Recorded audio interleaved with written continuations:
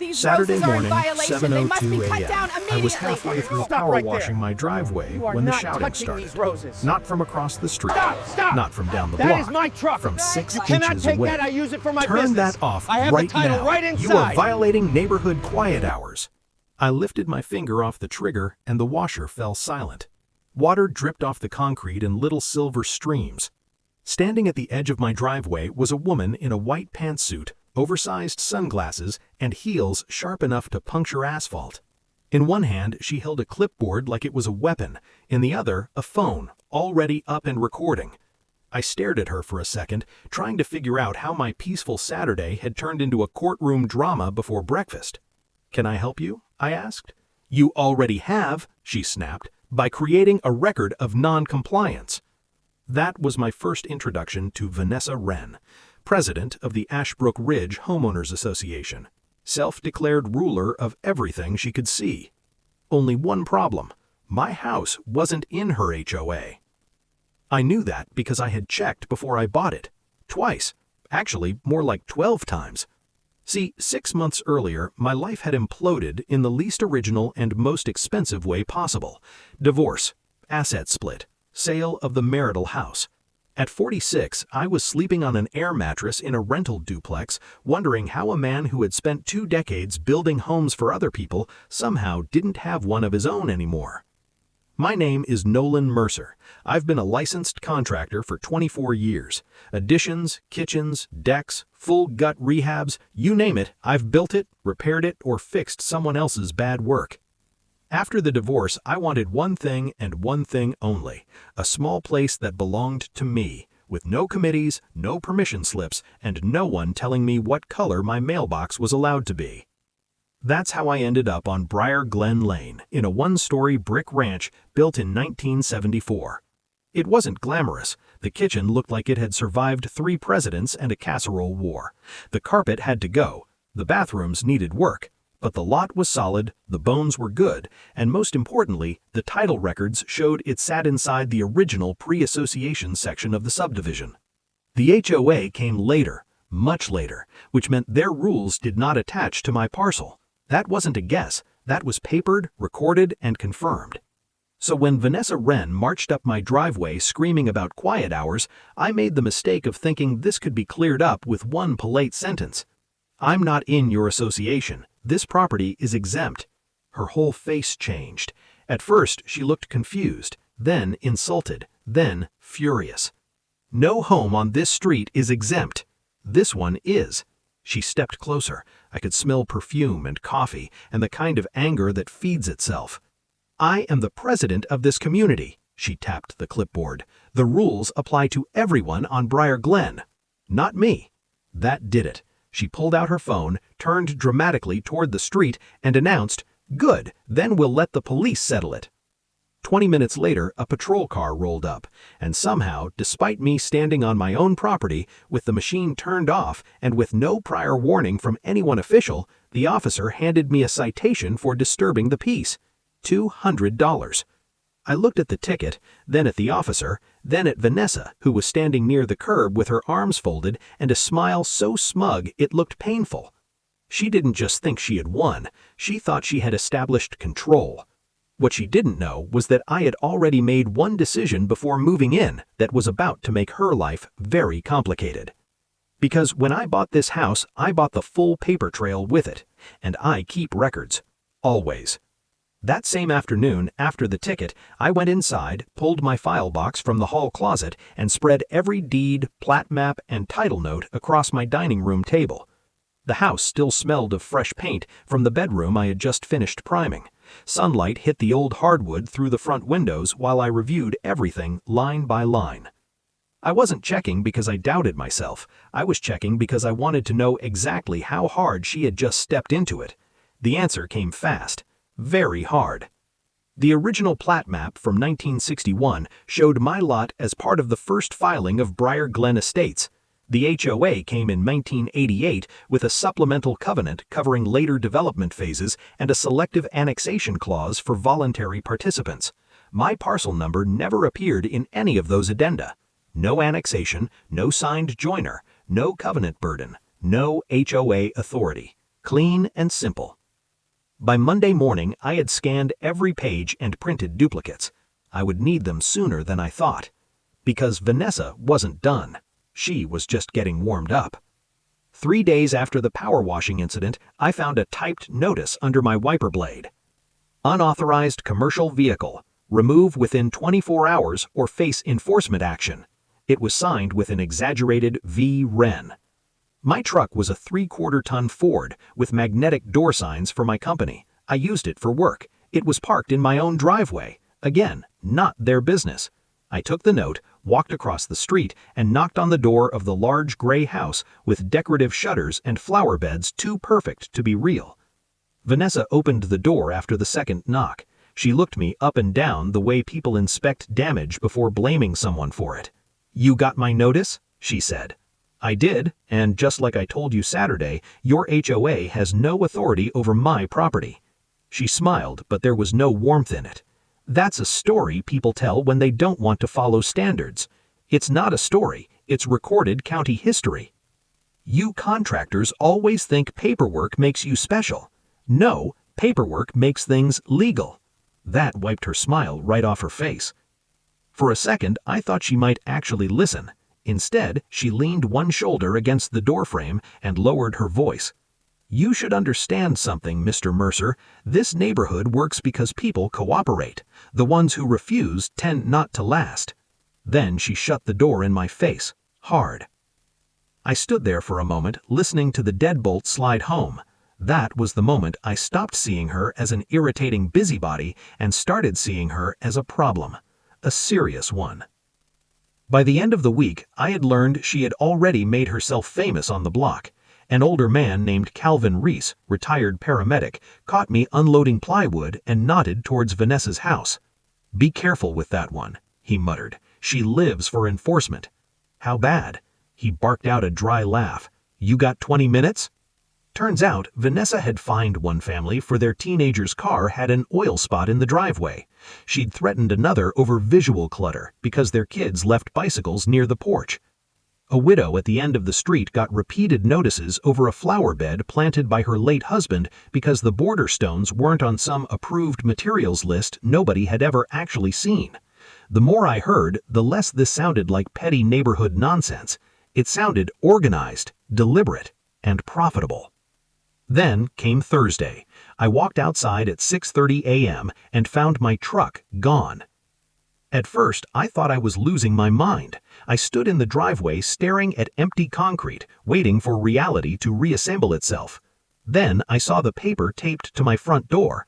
"Vehicle removed due to residential covenant violation." I actually laughed, not because it was funny, because it was so outrageous my brain needed a second to catch up. I called the towing company. They said they had received authorization from the Homeowners Association president and supporting paperwork identifying my vehicle as prohibited.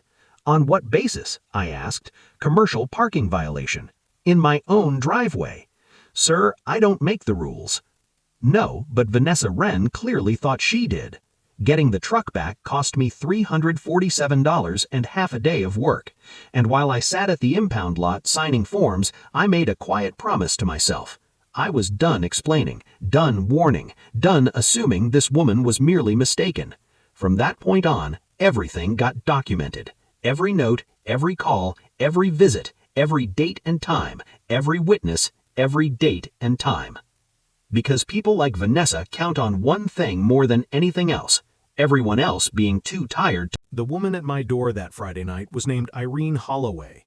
She lived 4 houses down in a pale yellow bungalow with white trim and a front porch swing that creaked every time the wind picked up.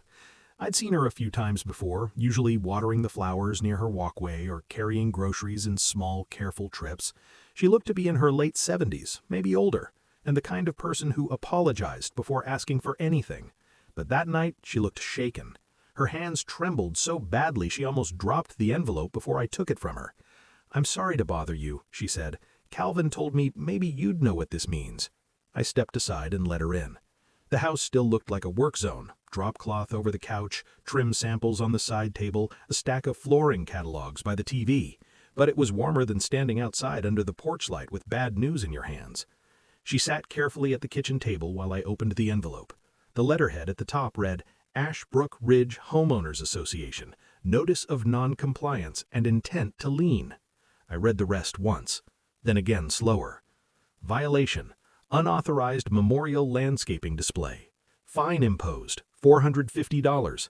Additional enforcement fees, $125. Deadline to cure or remit payment, 72 hours. Failure to comply may result in legal action and lien placement. I looked up. What exactly is the unauthorized memorial landscaping display? She swallowed. My husband's roses. That answer hit harder than I expected. Irene's husband, Walter, had died the previous winter.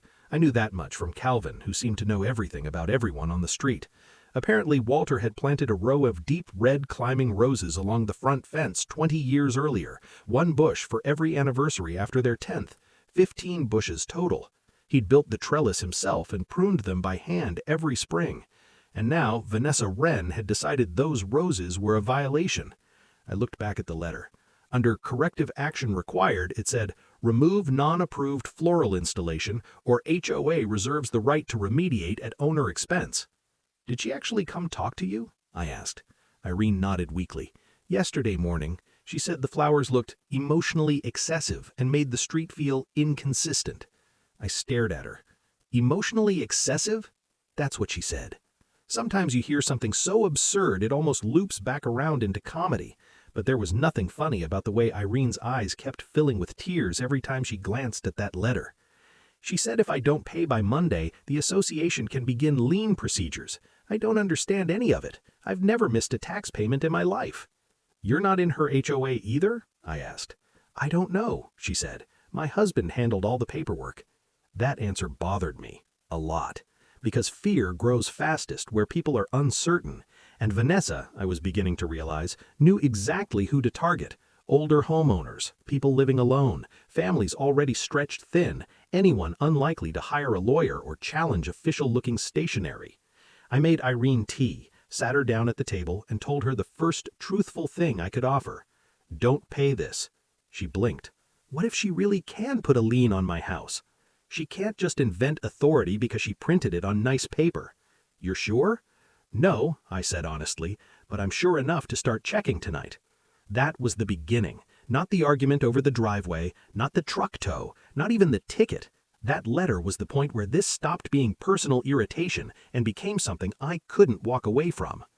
After Irene left, I got to work.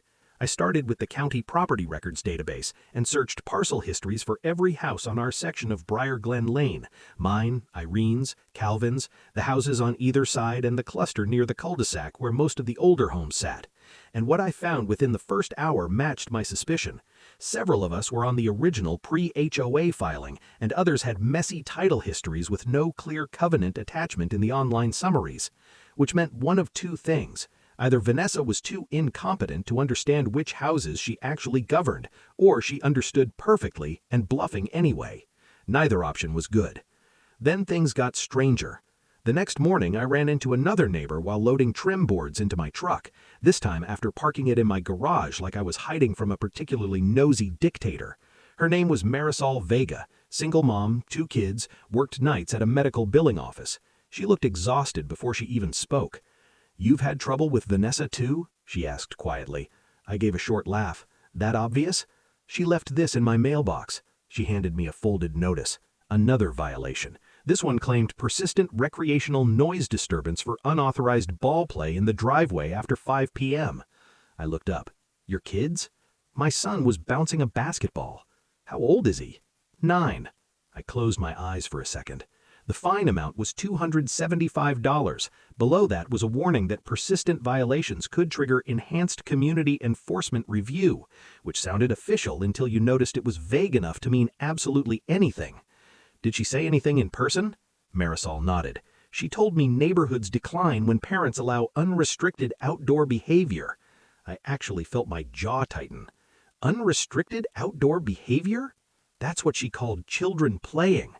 By noon that same day, I had heard 3 more stories.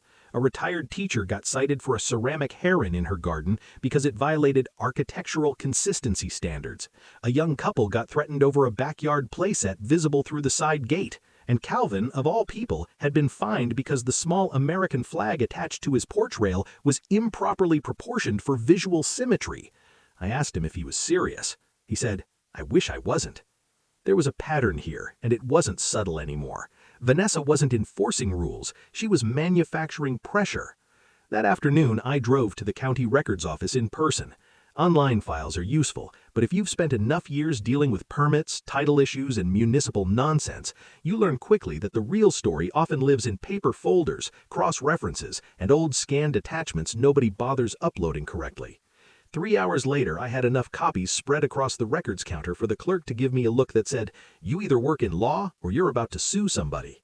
What I found made me sit down. Over the past 3 years, 7 homes in and around our block had changed hands under distressed conditions: quick sales, below-market transfers, estate liquidations, and at least 2 pre-foreclosure settlements.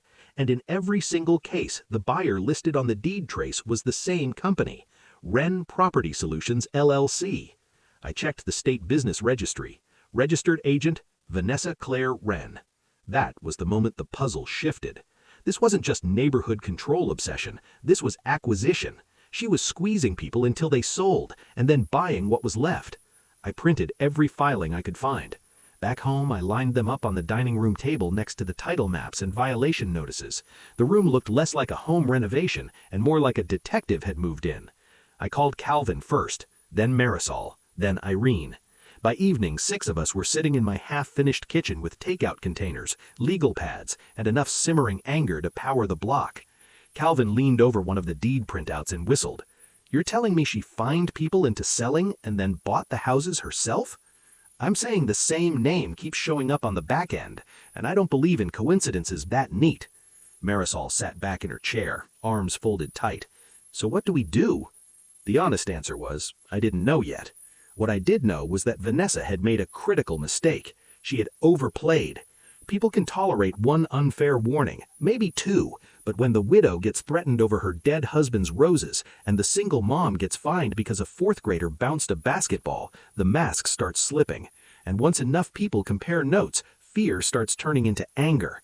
That's dangerous for people like Vanessa, because authority built on bluff only works in isolation. The following Tuesday, she tried to remind everyone who she thought was in charge. An emergency HOA meeting notice appeared on several doors and in a neighborhood email chain around noon. Meeting at 7 p.m. Agenda: discussion of hostile resident behavior, preserving community standards, and urgent enforcement matters. My name wasn't written in the notice. It didn't need to be. Calvin called me 5 minutes after getting his. "She means you." "I know." "You going?" "Absolutely." That evening, I walked into the clubhouse at the front of the development and immediately understood what Vanessa was trying to do. The chairs had been arranged in rows facing a folding table draped in navy cloth like some kind. The room went still when I stood up. Not silent, there was still the low hum of the projector and the rattle of the old air vent in the ceiling, but the kind of stillness that happens when people sense something unscripted is about to break through a rehearsed performance. Vanessa had been gliding through her presentation with the confidence of someone who expected nods, not questions. Her slides were all the same mix of dramatic wording and blurry photos: my truck, my driveway, a stack of lumber beside my garage, a screenshot from the neighborhood email thread with my address highlighted in red like I was some kind of active threat. When she saw me rise from the 3rd row, her mouth tightened. "Questions will be taken at the end," she said. "I've got one now," I replied. She tapped the table with her pen. "This is not an open debate." A few heads turned. That sentence landed badly, because no matter how much she liked acting like a mayor, this wasn't city council. It was supposed to be a homeowners association meeting, and even the people who didn't know the bylaws well enough to quote them could feel when someone was trying too hard to control the room. Calvin leaned back in his chair and folded his arms. Marisol straightened up. Mrs. Donnelly, the retired teacher with the ceramic heron violation, tilted her head and gave Vanessa the exact look teachers reserve for people about to embarrass themselves in public. I stayed standing. "My question is simple," I said. "How many properties on this street have been purchased by Wren Property Solutions in the last 3 years?" It was almost impressive how fast Vanessa's expression changed. Not anger first, panic, a flash of it. Tiny, but there. Then the mask came back. "I have no idea what you're talking about," she said. I think you do. She opened her binder and flipped a page purely for show. This meeting concerns your disruptive conduct, not private business matters. That depends, I said. If your private business benefits from your public enforcement, then it concerns everyone in this room. Now people were paying attention for real. A few sat up. One man near the back lowered his phone from where he'd been half scrolling and looked toward the front. Vanessa let out a short, dry laugh. This is defamatory nonsense. Is it? I asked. Then I held up a copy of the state business filing. Not waved it, held it high enough for everyone to see.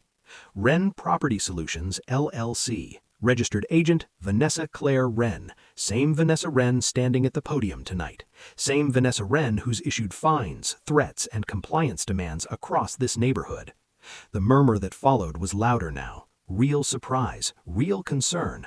I saw two people exchange looks. Another leaned over to whisper to the person beside him.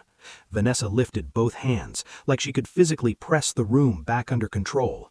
This is irrelevant. No, said Calvin from his chair. It really isn't. That caught more attention than anything I had said so far, because Calvin wasn't loud, he wasn't dramatic. He was the kind of man who spoke carefully and only when he had decided it was worth it. When someone like that chooses a side in public, people notice. Vanessa pointed at me. You are here as a guest at best. You have no authority to hijack this meeting. That was rich, considering she'd spent the first 15 minutes using the meeting to stage a character assassination. I set a second document on the nearest chair and took another step forward. Then maybe someone who does live under your claimed authority should ask, I said. Marisol stood up. Her chair legs scraped hard against the floor.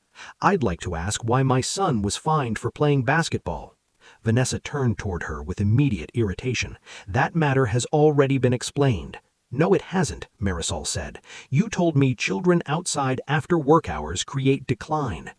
A few people actually made sounds at that, not full words, just disbelieving reactions. Mrs. Donnelly rose next. And I'd like to know why a ceramic bird in my flower bed became a governance issue. Then from the second row, another voice. What about my porch flag notice? Then another. Why was I told my trash cans were visible from the curb for 14 minutes? The room shifted all at once. That was the thing Vanessa had failed to understand. Fear works best one house at a time. Individually, everyone had assumed maybe they'd just gotten on her bad side. Maybe they'd misunderstood. Maybe it wasn't worth fighting. But hearing other stories out loud in the same room with the same weird language and the same escalating threats, that creates pattern recognition fast. Vanessa tried to cut across it. This meeting will return to order. Nobody sat down. Then she made a mistake, a big one. She picked up the gavel sitting near her binder and struck it against the folding table. Any further interruptions will be treated as harassment of the board. The room reacted instantly. Not because the sentence was shocking, because there was no board, just her. No other officers at the table, no secretary, no treasurer, no vice president. I looked around and said, "Where is the rest of the board?" That question hung in the room like a bell. Vanessa blinked once. Board members were consulted. That's not what I asked. She didn't answer. Mrs. Donnelly did, sort of. I thought Greg handled finances. Didn't he resign in January? Another neighbor chimed in. And wasn't Karen the secretary? She moved. Someone else added, so who exactly approved these fines? Vanessa's voice rose half an octave. I am authorized to act in the association's best interest. Maybe she was, maybe she wasn't, but that sentence was too vague, too defensive, and way too late. Because now the room had smelled blood. I pulled out the next set of papers, deed transfers, 7 of them. I laid them on the front table one by one. This home, I touched the first, sold below assessed value after compliance action. Second paper. This one, same pattern. Third. This one, too. Vanessa moved around the side of the table so fast one of her heels caught on the edge of the rug. She snatched for the nearest document, but Calvin was already there. He picked it up before she could and held it where the people in the first row could see. Her face had gone pale under the makeup. You have no right to obtain private sale records. I almost smiled. Country records are public. That stung, you could tell. People like Vanessa rely on the assumption that nobody checks, that official behavior itself will discourage curiosity. She probably spent years counting on exactly that. Then a man near the back stood and said the sentence that changed the tone of the entire meeting. My sister used to live in that house. Everyone turned. He pointed at one of the deed copies Calvin was holding. She got hit with fees for her fence, then more fees for dead grass, then legal notices. She sold because she got scared she'd lose everything. He looked at Vanessa. You bought her house? The room exploded into overlapping voices. Not shouting exactly, but a collision of questions, disbelief, and anger. Vanessa tried pounding the gavel again, but it had lost whatever power she thought it had. You are all being manipulated, she snapped. This man moved in here looking for conflict. He's been undermining community stability from day one. No, I said. I moved here because my lot isn't in your HOA and I wanted peace. You brought the conflict to my driveway. That got a few low laughs. Not many, but enough. Enough to tell her she was losing the room. Then she committed her worst mistake of the night. She threatened Irene Holloway in front of witnesses. Irene had come in quietly and sat near the aisle, clutching her purse with both hands. She hadn't said anything all evening. She looked like she wanted to disappear into the chair. Vanessa pointed toward her now and said, "Some homeowners have chosen to remain cooperative, and I would caution others from encouraging non-compliance with valid assessments." Irene looked stunned. I felt the whole room freeze around that sentence. There it was, no ambiguity, a warning, publicly delivered, to a widow over dead husband roses and an invented fine. Mrs. Donnelly turned fully toward Vanessa. "Did you just threaten her? I did no such thing." "Yes, you did," said Calvin from his chair. Marisol stepped toward Irene and stood beside her chair. That image changed everything. One neighbor physically standing with another, openly. No more pretending this was a paperwork disagreement. This was intimidation. I knew then that arguing inside the room wasn't enough. We needed more than outrage. We needed proof, records, structure, a full timeline. Not just enough to embarrass Vanessa, enough to break the system she had been using. I gathered the papers back off the table while the room kept rumbling. Vanessa was still trying to assert control, but now every sentence sounded thinner than the last. I didn't need to win the meeting, I just needed to crack the shell. Mission accomplished. Before I left, I said one final thing. I'm requesting full association records. By 1:40 a.m., my dining room looked less like a house and more like a field office. Deed copies were taped to one wall. Violation notices sat in stacks by address. I had lender filings on the table, county transfer records on the floor, and my laptop open to 3 browser tabs that all pointed to the same ugly conclusion. Vanessa Wren wasn't just controlling people, she was overextended, and badly. The company tied to those 7 distressed home purchases, Wren Property Solutions LLC, had borrowed against nearly every property it acquired. Not lightly either. These weren't clean cash purchases by someone building a patient rental portfolio. They were layered loans, short maturities, and ugly terms. Adjustable commercial notes, personal guarantees, cross-collateral clauses. The kind of financing you use when you need momentum fast and don't have the reserves to survive a slowdown. I'd seen enough construction lending disasters over the years to recognize the shape of it. She wasn't sitting on a stable empire. She was trying to outrun a collapse. At 7:15 the next morning, I called the one person I knew who could tell me whether I was reading too much into the filings or not. Evan Pike, real estate attorney, former client, current friend.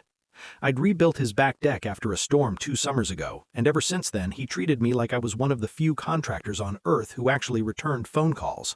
He answered on the second ring, sounding half awake. "This better be expensive or criminal."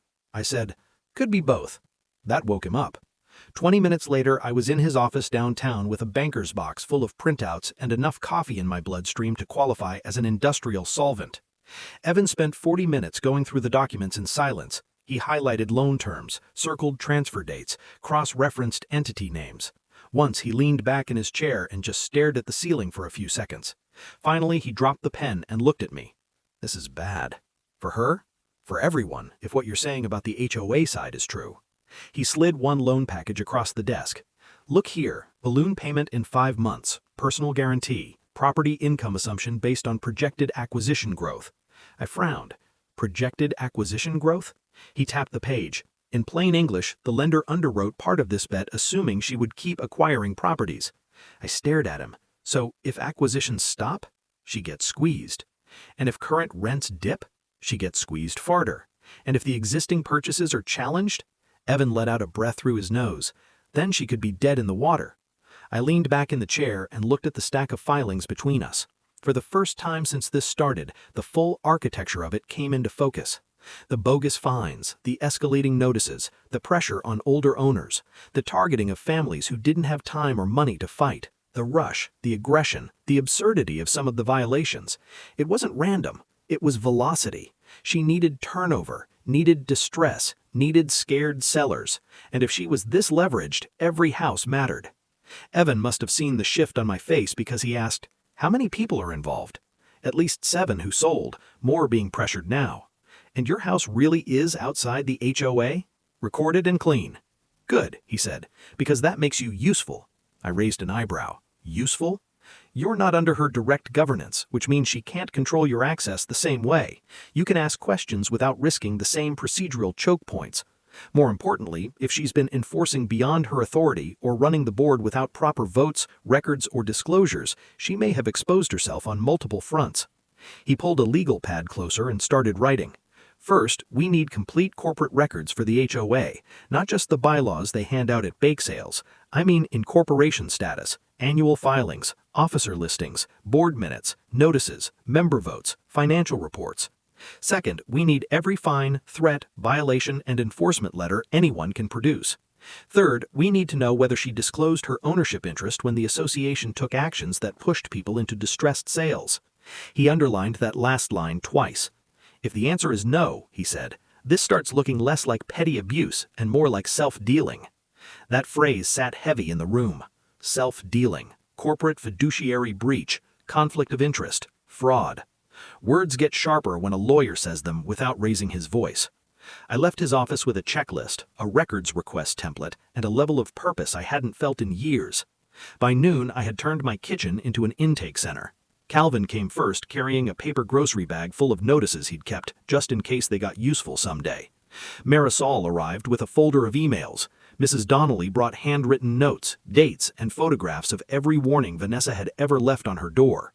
Irene came with Walter's old house binder, tied with a fading blue ribbon, and inside it were deeds, tax receipts, correspondence, and enough old records to make me want to hug him posthumously for his filing habits. By late afternoon, 10 of us were in my house. Not all at once, people drifted in and out, but enough to create a steady flow of documents, stories, and outrage. Patterns emerged fast.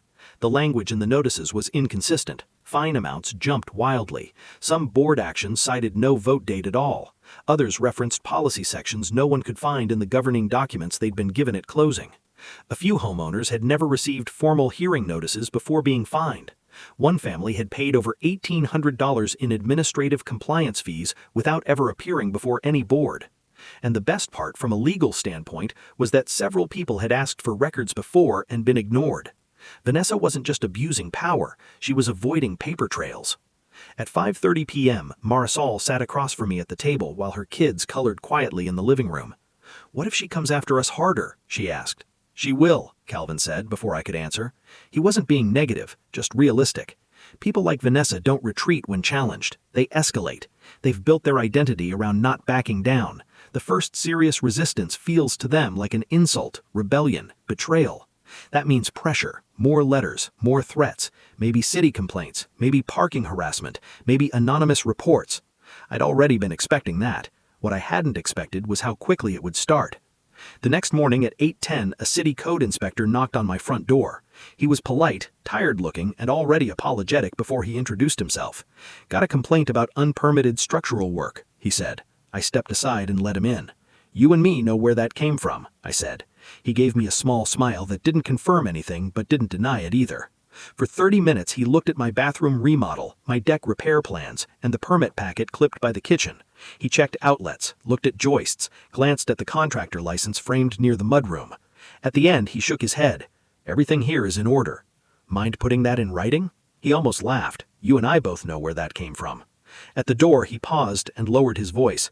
"Just so you know, this is the 3rd complaint from this neighborhood this week, all on different houses, none valid." That got my attention. "Which houses?" He couldn't tell me names, but he did say one involved landscape hazard concerns and another involved unsafe child recreation structures. Translation? She was now weaponizing city departments too. By noon, I had confirmation from Marisol that a similar inspector had driven by her place and photographed her driveway basketball hoop. By 3 p.m., Calvin called to say someone had reported his porch as a potential visual obstruction to emergency access.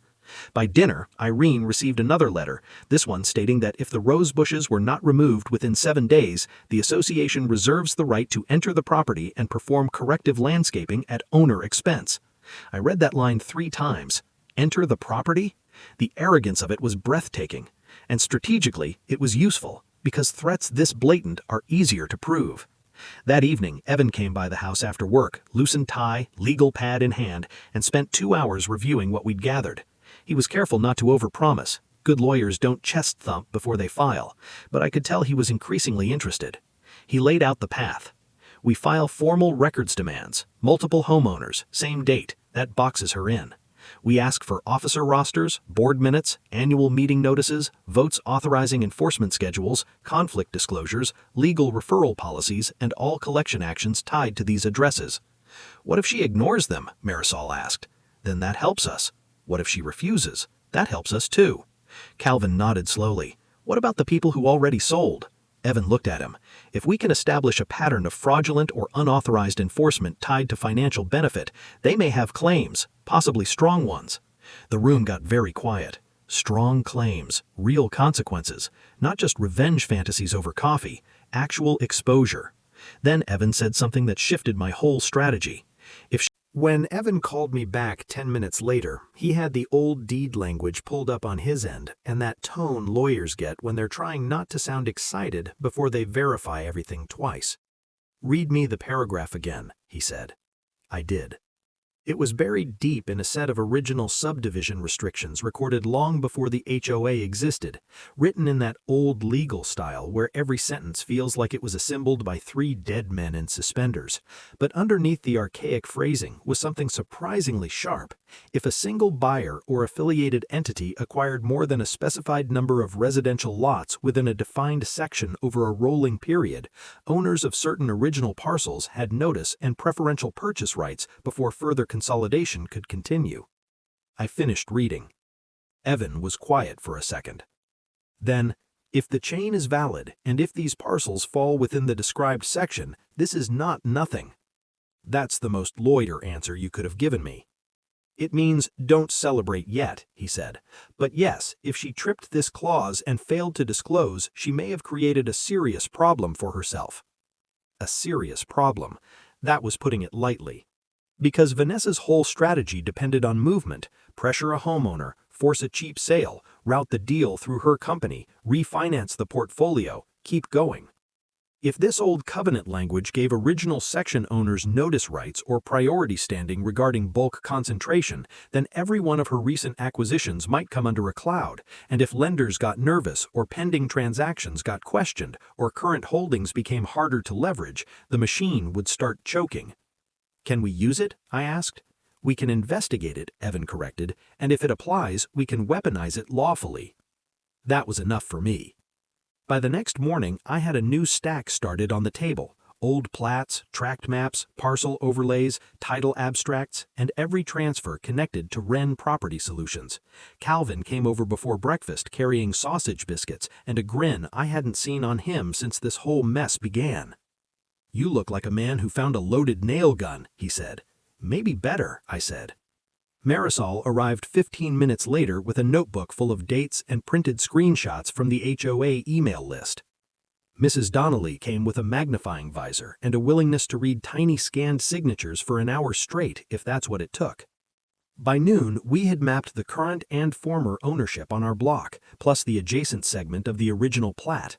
4 of Vanessa's acquisitions clearly sat inside the affected section. 2 more looked highly likely pending 1 title confirmation. 1 sat just outside. That still gave us enough to create pressure.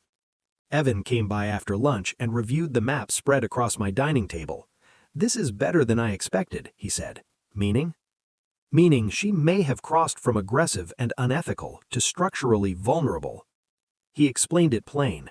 If Vanessa acquired too many properties through an affiliated entity inside a restricted section without observing the old notice requirements, that could open the door to challenge, not necessarily automatic reversal of every sale. Law is rarely that clean, but enough to freeze deals, force disclosures, trigger lender concern, and create claims of improper consolidation.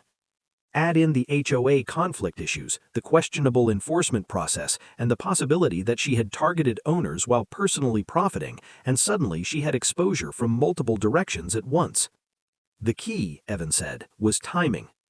Do not show your whole hand too early, he warned. She's already unstable. If she realizes exactly what threatens her, she'll start destroying paper, backfilling records, or trying to force emergency actions through whatever version of a board she still claims exists.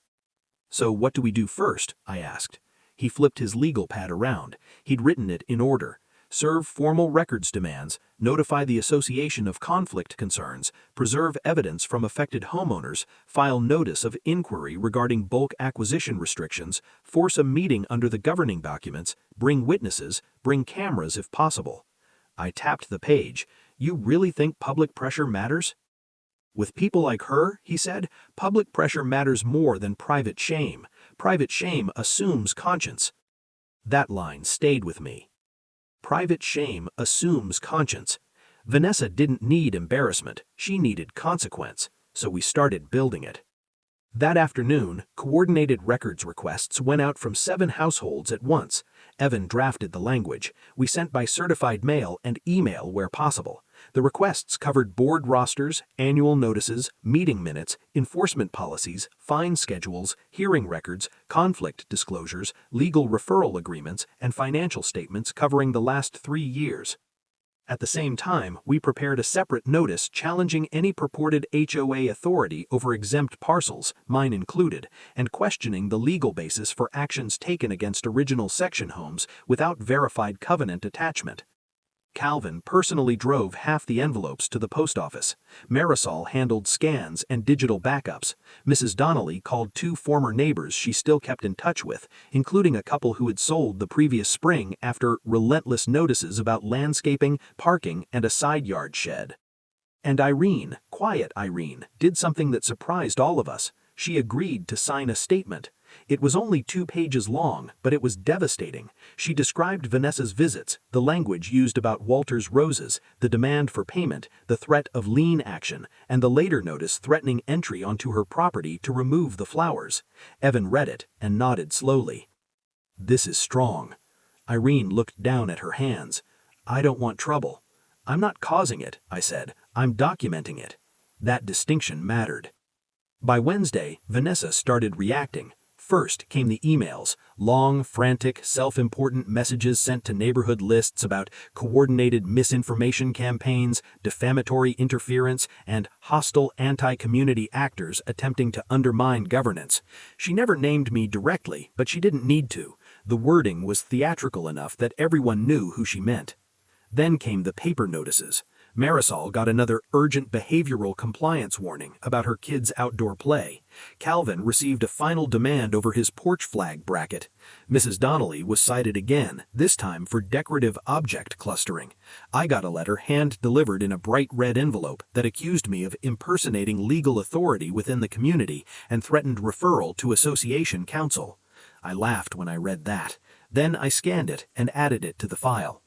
People in trouble tell themselves in layers. Vanessa's latest letters were sloppier than the older ones, more emotional, less specific, more threats, less procedure. She was starting to feel the drag. On Thursday morning, we got our first real win. One of the former homeowners Mrs. Donnelly had contacted, Tom and Alicia Baines, agreed to meet. They'd sold their house 11 months earlier, after accumulating over $2,000 in fines and collection threats. We met them at a coffee shop halfway across town because, as Tom put it, I didn't trust that neighborhood not to report our license plate somehow. He was only half joking. Tom brought a folder, Alicia brought a list. Between them, they gave us a roadmap of pressure, repeated warnings over a camper parked for 2 days after a family trip, notices about mulch color, a threat over visible bins during a storm week, then escalating fines, legal fee add-ons, and an offer from someone associated with the community who could buy quickly if they wanted to avoid collections. "Was that Vanessa?" I asked. Tom hesitated. Not directly, but the number traced back to a real estate assistant who later turned out to be connected to Wren Property Solutions. Evan, who had joined us for the meeting, didn't say much. He just kept taking notes.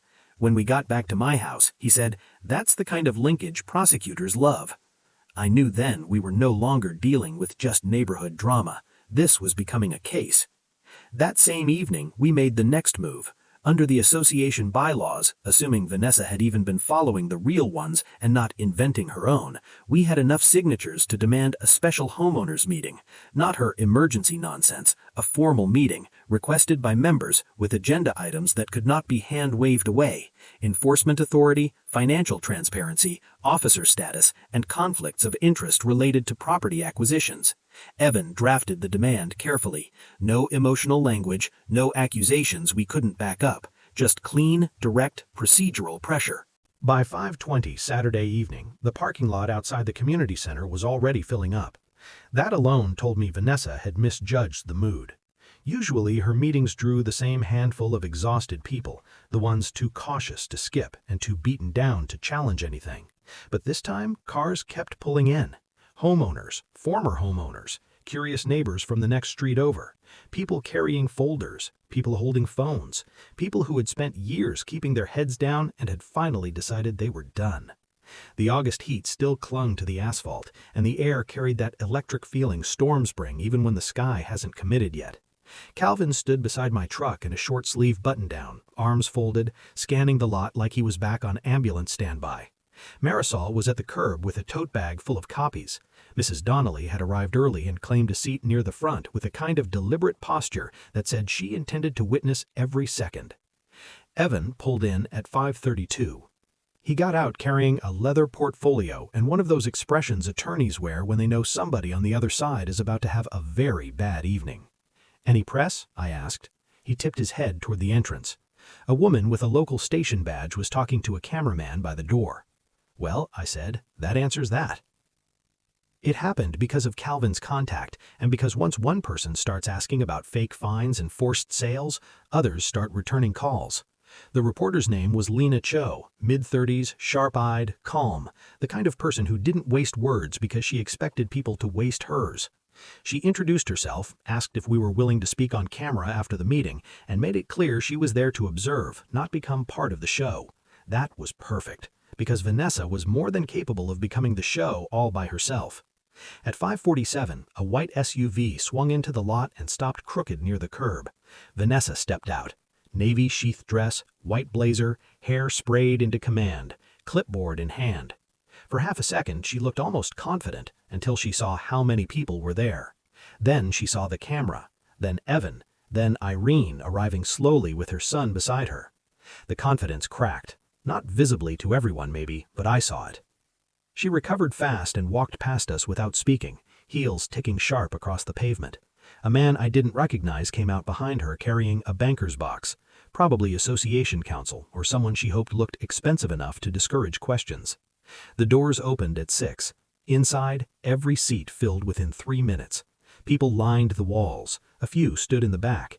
The room that once hosted cookie swaps and holiday crafts now felt like a courtroom improvised by neighbors who'd run out of patience.